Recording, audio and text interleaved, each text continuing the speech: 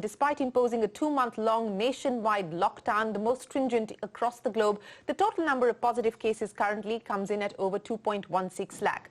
What is worse, many states have now started to report a rise in COVID cases among the migrant workers who travelled from other states. The Health Ministry, however, claims that India's fatality rate remains one of the lowest in the world, which is a fact, and that there has been no widespread community transmission. Medical experts believe otherwise. A joint statement released by 3 medical professional associations 2 weeks ago said that community transmission is already well established across large sections or subpopulations in the country. Further, the joint statement points out that had the government consulted epidemiologists who had a better grasp of disease transmission dynamics compared to modeler health policy, the way it was evolved, it's called the triangle that moves the mountain.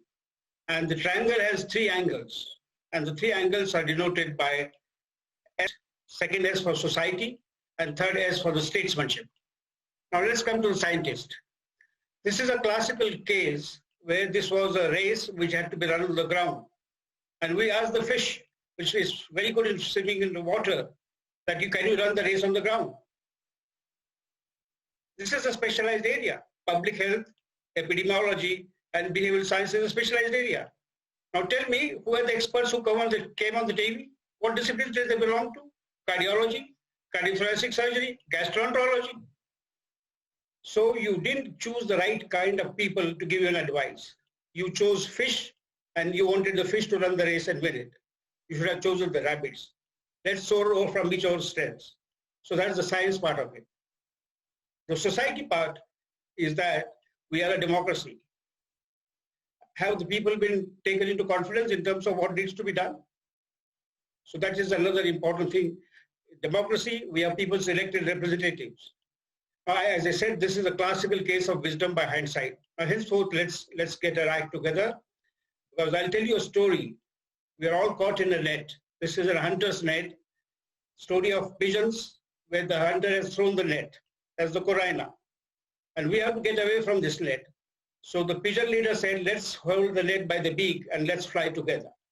So one important message that I want to go through is that we are all together. We need to fly together to escape from the coronavirus.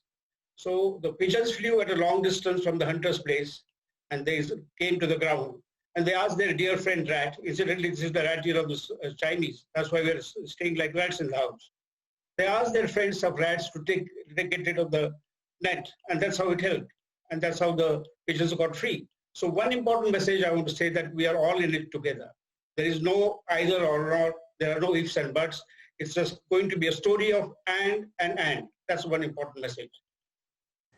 So use interim measures to have decentralized healthcare systems where people who are infected can be isolated, quarantined, and taken appropriate care. To me, that's the way to do it. Move as much as decentralization as possible, because there's going to be a movement, and then we'll have to have a series of protocols in terms of making sure that there is an order in the people that are seeking treatment.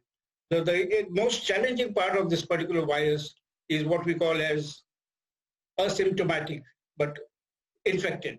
They are the super spreaders. Now that's something we have to come into terms. That they are not visible, they're invisible. Anybody could be a super spreader. He's asymptomatic but infected.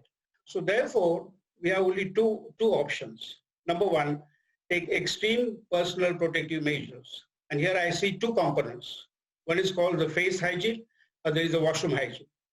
The face hygiene, you have the mask, and you have to wear that mask for 3 reasons. One is that if you are infected with coronavirus, you reduce the probability of transmitting the virus to the other person. That's number one. Number 2, when you're coughing, sneezing, or talking, you're again reducing the thing. The third thing is the grand balance of the coronavirus in the nasopharyngeal regions. So that's how we wear the mask. That comes as a physical barrier. The second thing is almost 80 to 90 times without keep eyes away, keep nose away. So that's a simple thing of mask, but we must communicate this message to our population very clearly, that this is why we are wearing a mask.